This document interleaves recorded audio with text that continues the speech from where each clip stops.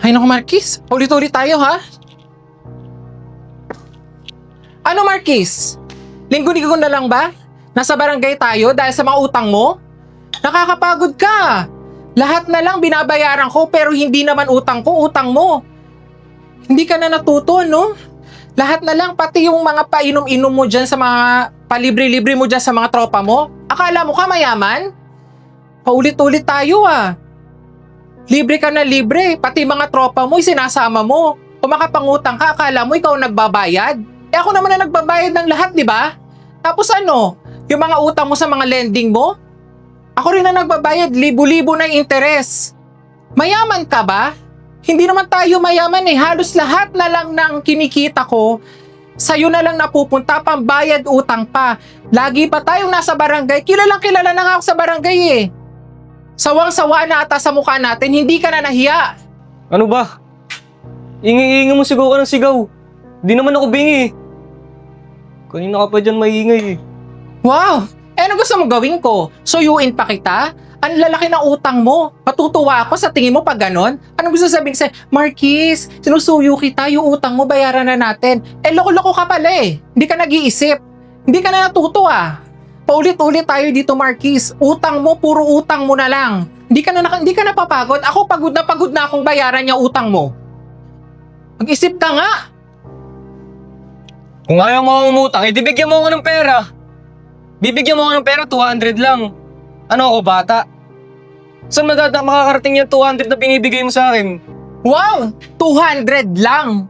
Kala mo ba ganun kadali kitain yung pera? Yung sinasabi mong 200 lang? Ha? Pagod na pagod ako sa 200 na sinasabi mo. Tsaka una-una hindi ka na nang magpasalamat na may binibigay pa ako sa'yo. Sa tingin mo ba may bibigay pa ako sa'yo? Sa dami ng utang mo na binabayaran ko, ano bang gusto mong makuha sa akin? Hindi ka ba napapagod, Marquis? Ayos ka rin talaga eh, no? Dati nasa probinsya ako, binibigay mo mga gusto ko. Bigay agad. Ganyan lang. Walang problema sa'yo. Ngayon, magkasama tayo dito sa bahay, nagre-reklamo ka. Maliit na ano lang yun. Minsan lang ako humingi sa'yo, minsan lang ako magano sa'yo. Nagagalit ka na agad. Nagagalit? Paano hindi ako magagalit? Eh halos sa barangay na tayo nakatira. Lagi na lang tayo nagbabayad na utang mo. Barangay pa. Nakakahiya ka eh. Tapos tatanungin mo ako, ba't hindi ako magagalit? Buti kung minsan lang to eh. Linggo-linggo, Marquis. Linggo-linggo. Ako. Uy, di walayan mo ako. Balik mo ako doon sa probinsya. Total, mas masaya naman ako doon eh. Kasama ko mga pamilya ko. Kaysa dito. Di na nga ako masaya, tinitipid mo pa ako. Kapal din ang mukha mo, no? Tinitipid? Tinitipid pa kita sa lagay na yan? Buti kung hindi ka utang ng utang, edi sana lahat yun ay ipon at nabibigyan kita ng mas malaki, di ba? Tapos ipagmamalaki mo nung nasa probinsya ka, ba't hindi ka bumalik? Sige, bumalik ka. Tingnan natin kung saan ka pupulutin. Ako pa, sasabihan mo, ako pa tatakutin mo, makipaghiwalay sa'yo. Sige, kung yan ang gusto mo. Ang kapal ng mukha mo, no? Wow! May pinagmamalay ka na? Bakit? May kahati na ba ako sa pera mo? May iba na ba?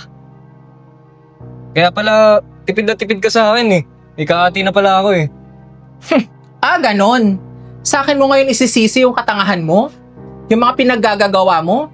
Sa akin mo ibibigay ngayon? Pag-iisipan mo pa ako na may iba? Eh yun pa nga lang pagbabayad na utang mo, kulang na meron ako eh. Maghahanap pa ba ako ng iba? Dinala kita dito dahil ikaw yung mahal ko. Dahil ikaw yung gusto ko. Hindi ko naman alam na pahihirapan mo pala ako ng ganito. Tas ngayon ano? Isisisi mo sa akin yung mga pinaggagawa mo? Utang mo yun, Marquis. Hindi ko utang yun. Utang mo. Hindi mo ba maintindihan yun? Ginagawa ko lahat para bayaran yung utang mo. Tapos ngayon na wala akong maibigay sa'yo, isisisi mo pa rin sa akin? Iba ka talaga. Malay ko bang malaki interest ng 5-6 na yun? Di nga nila sinasabi sa akin eh. Tsaka yung sa tindahan. Baka dinodoktor lang nila yun. Kaya huwag mo sisihin palagi. Baka pagkakamali na nila yun, di na sa akin yun. Marquis! Wake up! Ano, hindi mo alam yun lahat ng yun? Eh, eto, pirma mo lahat to, di ba? Pinirmahan mo. Ano, hindi ka nagbabasa? Tapos, isisisi mo sa mga tindahan na yan, yung mga utang mo? Na ang lalaki ng utang mo, pati itong mga pinirmahan mo. Kung eto binasa mo sa simula pa lang, alam mo na kung gaano kalalaki interest ng mga utang na hindi mo binabayaran. Tapos hindi ka nag-iisip kung paano mo to babayaran. Bakit? Kasi inaasahan mo na ako magbabayad ng mga utang mo? Ni hindi mo nga to tinitignan eh. Marquis naman. Gamitin mo naman yung utak mo. Buti kung ito, hindi mo pinirmahan, buti kung wala akong pinangahawakan, pati yung sa barangay, maniniwala pa ako sa'yo eh. Kaso hindi ito lahat oh. Nasa harapan mo na. Tinigtingnan mo na, pinirmahan mo na, tapos isisi mo sa mga tindahan at lending mo? Grabe. Nakakapagod ka. Uy, di sorry. Sorry na.